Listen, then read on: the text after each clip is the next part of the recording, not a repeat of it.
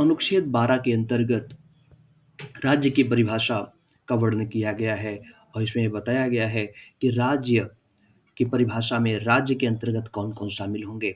तो इसमें शामिल होगी संघ की संसद और विधानमंडल, संघ की संसद और का सरकार, प्रांत की विधानमंडल और सरकार, स्थानीय संस्थाएँ जैसे आपकी नगर पालिका है, पंचायत है, आदि है। ये सभी या कोई भी ऐसा व्यक्ति जो सरकार की शक्ति का प्रयोग करता हो या कोई भी ऐसी सरकार जो सरकार की शक्ति का प्रयोग करती हो, राज्य की परिभाषा के अंतर्गत आती है। आर्टिकल 12 राज्य की परिभाषा के बारे में वर्णन करता है।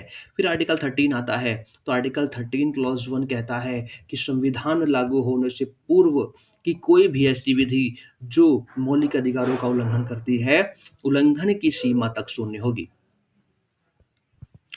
फिर आर्टिकल 13 क्लॉज़ 2 कहता है कि राज्य कोई भी ऐसी विधि नहीं बनाएगा, राज्य कोई भी ऐसी विधि नहीं बनाएगा जो मौलिक अधिकारों का उल्लंघन करती हो।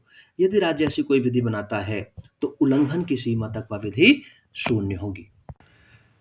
फिर आर्टिकल 13 क्लॉज़ 3, आर्टिकल 13 क्लॉज़ 3 में उपर्युक्त दोनों जो क्लॉज़ हैं, आर्टिकल 13 क्लॉज़ 1 और आर्टिकल 13 क्लॉज़ 2 के संदर्भ में जो विधि के अंतर्गत कौन-कौन से नियम, कौन-कौन से लॉ शामिल होंगे, उसके बारे में बताता है।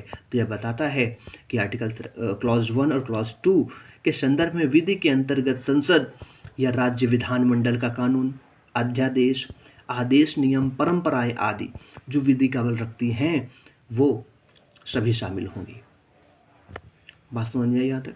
फिर आर्टिकल 13 क्लॉज़ 4 आया। आर्टिकल 13 क्लॉज़ 4 कहता है कि विधि के अंतर्गत संविधान संशोधन शामिल नहीं होगा।